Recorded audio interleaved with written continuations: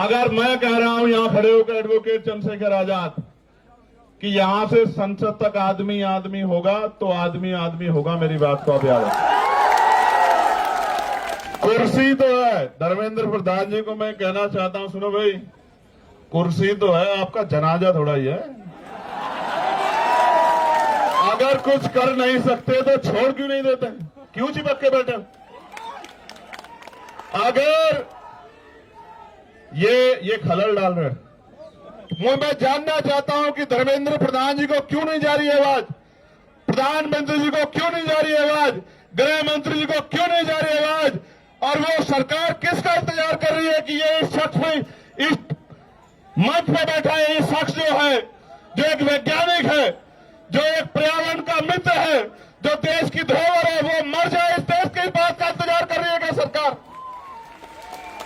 यह इंतजार कर रही है कि कुछ गोंस आके यहां पत्थर फेंक दे, डंडा चला दे, या कोई भीड़ आके इस आंदोलन में हिंसा कर दे, ये आंदोलन बर्बाद हो जाए।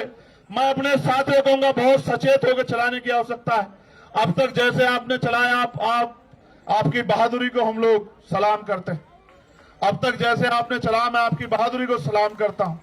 और मैंने देखा इस तरपाल के लिए पैर पकड़ने पड़े भाई, इस तरपाल के लिए पैर पकड़ने पड़े यहां रुकने के लिए। लास्ट बार पहलवान बेटियों का आंदोलन हुआ था यहां, मेरे आज भी याद है, जब ये आंदोलन लंबा चला था। उसके बाद ये दूसरा आंदोलन है। और कहा गया मुझसे भी कल, इन्होंने कहा इनकी टीम ने कि भैया 20 तारीख को कूच करेंगे हम लोग। 20 को ही करोगे ना पक्का?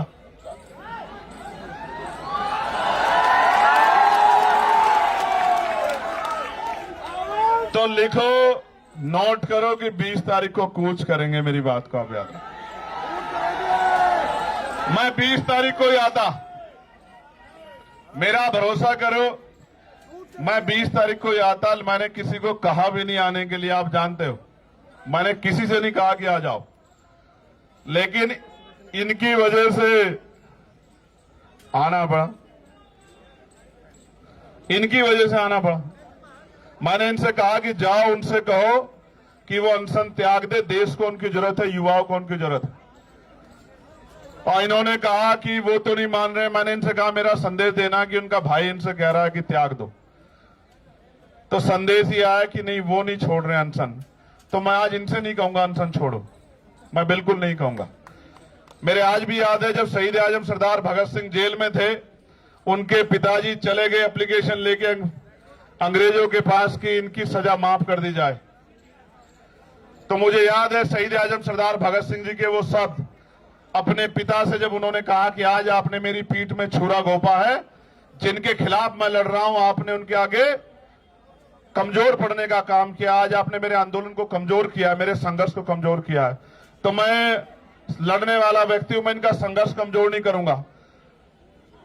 अगर इनको कुछ होगा तो इसका खामियाजा इस सरकार को भुगतना पड़ेगा, मेरी बात को आप याद रखना। हमें इनको मनाने की जरूरत नहीं है कि ये अनशन त्यागे, देश की सरकार से सवाल पूछने की जरूरत है कि वो इस डिक्टेटरशिप को क्यों कर रही है। जो शिक्षा मंत्री पेपर नहीं बचा सकता है, वो युवाओं का भविष्य कैसे बचाएगा, इस बात का जवाब शिक्षा मंत्री जी को देना पड़े। मैं फिर आपसे कह रहा हूं, ये आंदोलन युवाओं के भविष्य को बचाने के लिए, और मैं देश के हर एक युवा से कह रहा हूं, जब ये लड़ सकते हैं जिनको नौकरी नहीं चाहिए, जिनको पेपर नहीं देना, तो आप भी लड़ सकते हो। इसे इतना बड़ा करो आंदोलन को, क्योंकि ये लोकतांत्रिक व्यवस्था है, ये संवैधानिक देश है। जब आंदोलन बड़ा होगा, मैं गारंटी से कहता हूं कि सरकार झुक जाएगी। हमने पहले भी सरकार को झुकते हुए देखा। किसानों की शहादतें याद करते हुए मैं कहना चाहता हूं, उन किसानों को नमन करते हुए हमने सरकार को झुकते हुए देखा है। ये तो एक केंद्रीय मंत्री के पद से इस्तीफे की बात, ऐसे कितने ही मंत्रियों को लगातार इस्तीफे देने पड़ेंगे जब जनता खिलाफ हो जाएगी, मेरी बात को आप याद रखें। कुर्सी तो है, धर्मेंद्र प्रधान जी को मैं कहना चाहता हूं, सुनो भाई, कुर्सी तो है, आपका जनाजा थोड़ा ही है। अगर कुछ कर नहीं सकते तो छोड़ क्यों नहीं देते, क्यों चिपक के बैठे? अगर ये खलल डाल रहे हैं, एक बार जो कह दिया जाए वो माना जाए, उसके बाद दोबारा कहना पड़े तो ये अनुशासन के बाहर। अगर आप कुर्सी पे बैठ के कुछ कर नहीं सकते, देश के युवाओं का भविष्य नहीं बना सकते, तो आप कुर्सी छोड़ क्यों नहीं देते सर? क्यों चिपट के बैठे हो? जब देश के युवाओं को आप जैसा शिक्षा मंत्री चाहिए ही नहीं है तो काहे को चिपक के बैठे हो? सवाल ये है, सरकार अगर 3 किलोमीटर की बात नहीं सुन रही है तो क्या 300 किलोमीटर की बात सुन सकती है? सारे कैमरे बर्बाद कर दिए। सरकार सुनना नहीं चाहती या सरकार सुन के इग्नोर कर रही है? जवाब दो। उनको लगता यह है कि ऐसी अफीम चाट रखी है लोगों ने, कितने दिन याद करेंगे? और ये सच भी है, ये सच भी है। मैं बहुत कड़वी बात कह रहा हूं, जिनके बच्चों के लिए यहां लड़ा जा रहा है वो माँ बाप घर में इसलिए बैठे हैं कि उनके बच्चों से कोई सवाल उनके बच्चों के फ्यूचर पे ना आ जाए। आपके बच्चों का फ्यूचर है ही कहां भाई? पैसे वाले लोग पेपर लीक करा लेंगे, जिनके जो पावर स्ट्रक्चर से जुड़े हुए लोग हैं उनको पेपर पहुंच जाएगा, तो किसको नुकसान होगा? उसी को ना जो मेहनत कर रहा है, वो किसी भी जाति का हो, किसी भी धर्म का हो। तो ये फिर न्याय, फिर ये अवसर की समता, निष्पक्षता कहां बची? मैं तो उन बहादुर बहनों का भी धन्यवाद करता हूं, उनके हौसले का भी धन्यवाद करता हूं जो डटी हुई। जहां नौजवान घर में बैठ के रील देख रहा है, वहां मेरी बहादुर बहनें आंदोलन कर रही है। मैं दिल से धन्यवाद करता हूं। 20 तारीख को आओगे नहीं आओगे बताओ?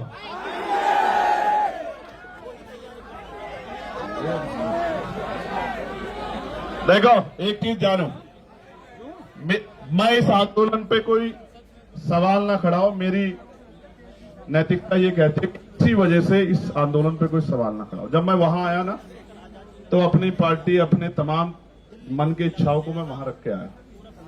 किसी भी पवित्र आंदोलन पे सवाल किसी की वजह से नहीं खड़े होने चाहिए। हर व्यक्ति की जिम्मेदारी बैठती है, वो किसी भी पार्टी का हो। वो जब यहां आ जाए इस आंदोलन में तो वो छोड़ आए उसको। वो इसलिए आए क्योंकि उनसे पहले लोग लड़ रहे। जो काम हमें करना चाहिए था वो काम ये टीम कर रही। ये हमारी जिम्मेदारी थी। हम सपने दिखा रहे हैं, हमें लोग वोट कर रहे हैं, हम लोगों के बीच जा रहे हैं, ये हमारी जिम्मेदारी। इसलिए मैं तो आ जाऊंगा। और मैं तो फिर कह रहा हूं, मैंने उस दिन भी कहा मेरठ में जब मैंने उनकी हालत देखी कि मैं तो बैठ जाऊंगा। मैं बैठ गया तो फिर ये सरकार को भारी हो जाएगा, क्योंकि अगर मैं बैठूंगा तो जितना यहां ये इसका पूरा क्षेत्रफल है, इतने लोग तो रात तक आ जाएंगे। और एक जिले के नहीं आएंगे, एक प्रदेश के नहीं आएंगे। जिसको खबर रहेगी कि भैया वहां हैं वो आ जाएंगे सब लोग। आप समझ रहे हो?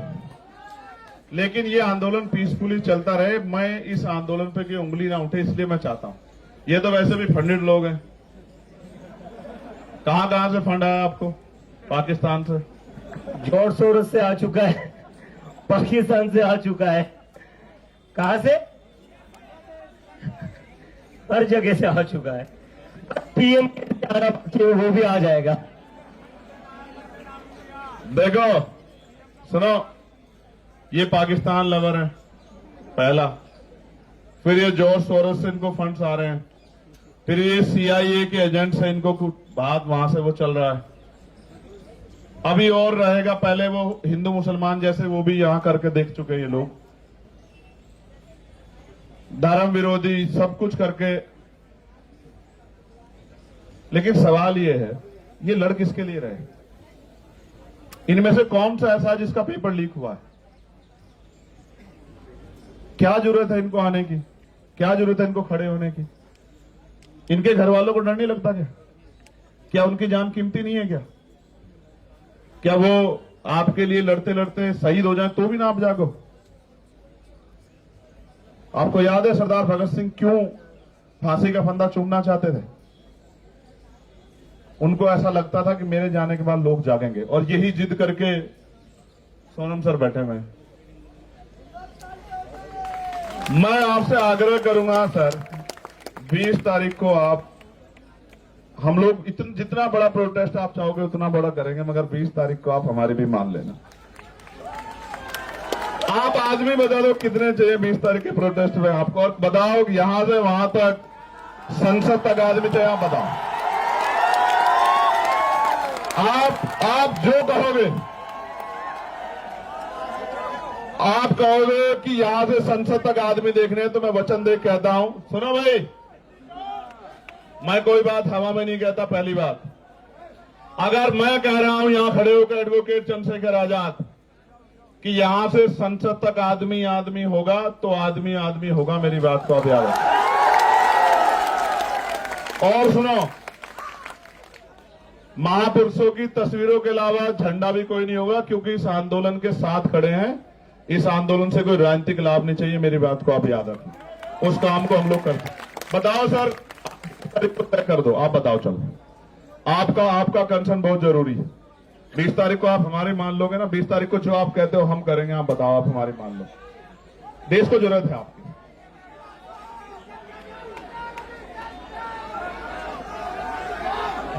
आप 20 तारीख को हम कर रहे, आप चाहते हो 20 तारीख को हम लोग जीत जाएं? आप बताओ पहले, मैं क्या चाहता हूं? मैं चाहता हूं ना, हमें हमारा जो है मजबूत पिलर भी हमारे साथ रहे, खड़े रहे, डटे रहे।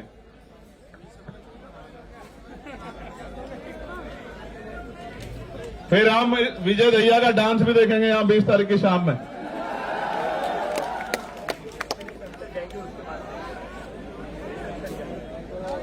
अगर हमारा प्रोटेस्ट सफल हो गया तो फिर आप शाम में हमारी बात मान लोगे?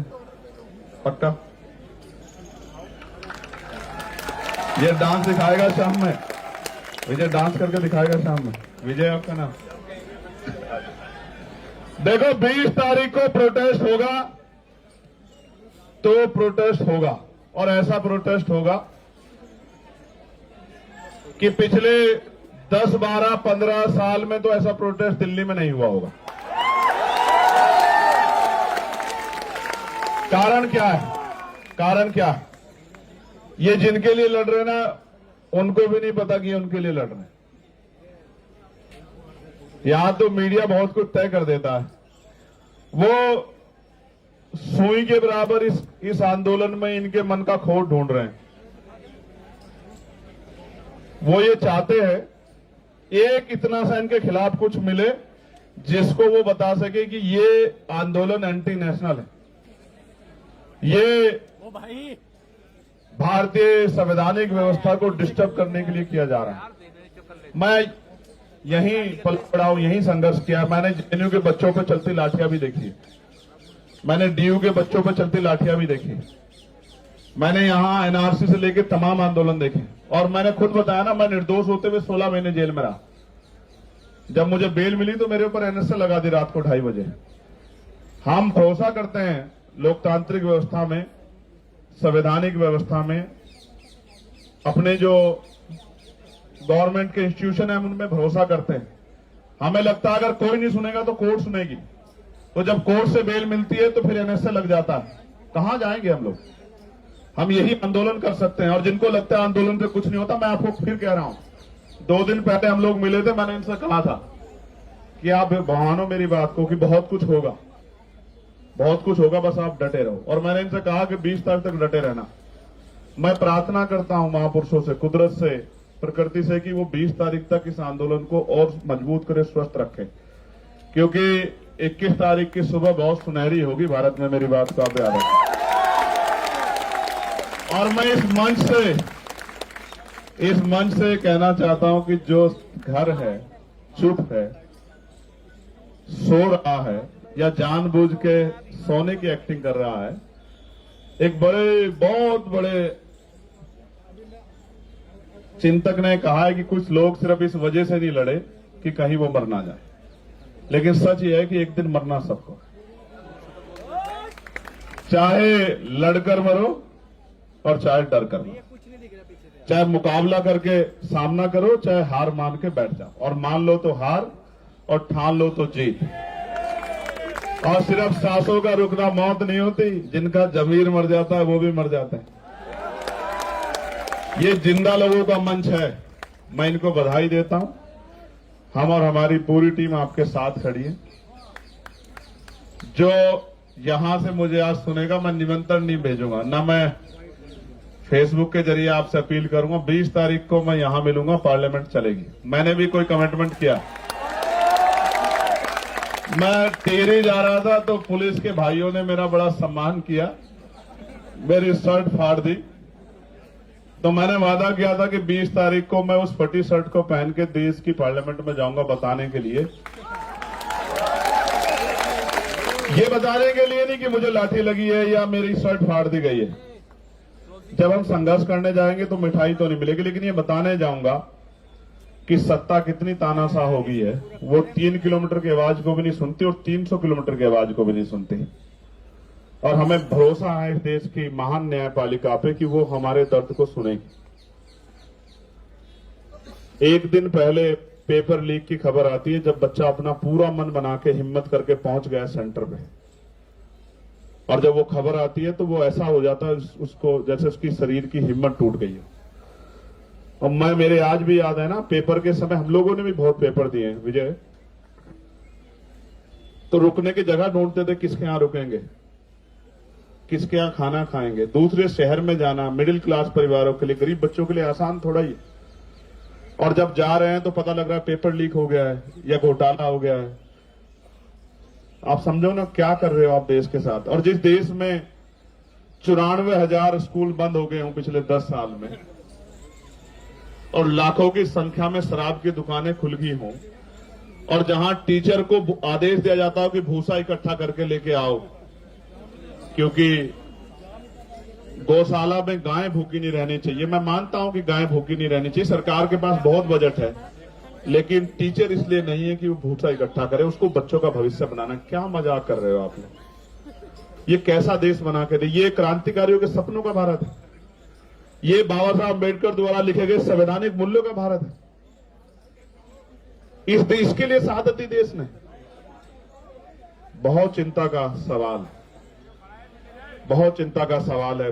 मैं बड़ी पीड़ा के साथ कहना चाहता हूं, 20 तारीख का आंदोलन हम लोग खुशी से नहीं, नौजवानों के भविष्य को बचाने के लिए करेंगे। और मैं ये भी आपसे वादा करता हूं, मैं कोशिश करूंगा, 24-25 में मेरे कार्यक्रम लगे हैं मुझे अपने आंदोलन को भी आगे बढ़ाने के, लेकिन 20 तारीख के बाद हर रात मेरी यहीं कटेगी। मैं आपको इस बात का विश्वास है। और ये उन लोगों के लिए संदेश है मेरा जिनको लगता है कि आंदोलन में कम लोग आते हैं, आंदोलन छोटा है,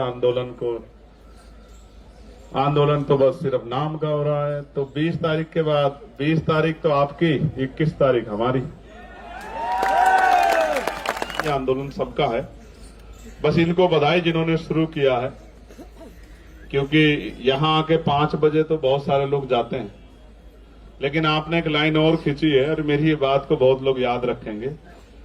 ये आंदोलन तो अपनी कीमत वसूल के, कीमत का मतलब जो तय किया है, जो लक्ष्य तय किए उनको लेके उठेगा।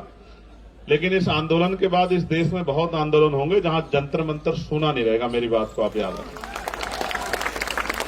चाहे वो कर्मचारियों के हों, नौजवानों के हों, किसानों के हों, क्योंकि आदिवासियों के हों, दलितों के हों, पिछड़ों के हों, देश के किसी व्यक्ति के हों, महिलाओं के, जंतर मंतर सुना नहीं रहेगा। क्योंकि आपने एक लाइन खींची है, 5 बजे की लाइन को आपने क्रॉस किया है। जब आपने क्रॉस कर दिया तो बहुत लोगों के रास्ते खोले। मैं आपका धन्यवाद करता हूं बहुत बहुत। कोई और बात जो बाकी? कुणाल के लिए कुछ कहना है? किसी को रोस्ट करना है? कहां अहमदाबाद जाओगे? कहां जाओ?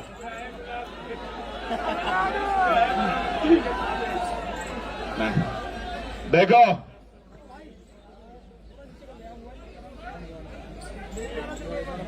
रिश्त तो है रिश्त तो है, नहीं कोई ऐसी दिक्कत नहीं है। अभी तो हम इतने लोग बैठे हैं, कहां तो तमिलनाडु जाना, देश हमारा है। जब तक इस देश का संविधान हमारे साथ खड़ा है, जब तक इस देश का संविधान जिंदाबाद है, मजबूत है, बाबा साहब ने कहा था आदमी भूखा रह सकता, अपमानित होकर नहीं रह सकता। जब तक नौजवानों में स्वाभिमान सम्मान है और उसको पाने की चाहत है, अपने अधिकारों की रक्षा करने की चाहत है, तब तक थोड़ा ही कुछ बदलने वाला है। तब तक तो ऐसे कितने शासक आएंगे, कितने धूल चाटेंगे, कितने जाएंगे, कौन कौन परमानेंट है यहाँ? कौन परमानेंट है? ये तो आती जाती रहती है। जिसके घमंड में हो आप, जिसके घमंड में कुचल रहे हो, क्यों नहीं सुनाई दे रहा आपको? 17 दिन में नहीं सुनाई दिया। मुझे तो ऐसा लगता है हुकूमत इंतजार कर रही है कि इनको कुछ हो जाए, क्योंकि देश के लोग 2-3 दिन जागेंगे, उसके बाद फिर सो जाएंगे और बाकी काम जो है हमारा महान मीडिया कर देगा। मैं तो समझता हूं सरकार के आधार पे, क्योंकि मैंने तो अपनी आंखों से देखा किसानों के आंदोलन को, 13 महीने सड़कों पे, उन पर चलती हुई लाठियां, उनका बहता हुआ खून की शहादतें मैंने अपनी आंखों से देखी, और एक शब्द नहीं कह पाए देश के प्रधानमंत्री उनके लिए। बस आरोप तो लगाते थे कि ये खालिस्तानी है, इन पे फंड आ रहा है, अमेरिका से आ रहा है। ये आरोपों के बाद कोई सच्चाई भी होती है क्या आपके पास? कि हमने ये जांच की, मैं हाथरस गया था, 100 करोड़ की फंडिंग की चंद्रशेखर आजाद को इस आंदोलन करने के लिए। मैंने कहा 1 रुपए की साबित कर दो, जीवन में कभी सड़क पे नहीं दिखाई दूंगा। और नहीं साबित कर पाओ तो माफी मांगना मुख्यमंत्री जी। कुछ भी नहीं, इतने निष्ठुर लोग हैं, आरोप लगाया उसके बाद कुछ भी नहीं, फिर सुबह शाम वही। इसलिए आपसे कह रहा हूं, इस आंदोलन पे भरोसा करो, इस आंदोलन को ताकत दो, आके जुटो, काम से आओ फिर आओ, लेकिन इस आंदोलन में हिम्मत दो कि जो लोग लड़ रहे हैं उनकी हिम्मत कम ना हो। मैं आप सबका बहुत बहुत धन्यवाद करता हूं। मेरी बहुत सारी मंगल कामना, ये आंदोलन कामयाब हो। जय भीम, जय भारत, जय संविधान। आप सबके लिए बहुत बहुत मंगल कामना और प्रार्थनाएं भी कि इसकी अपेक्षा आंदोलन के उसके लक्ष्य वो पूरे हों। बहुत बहुत धन्यवाद।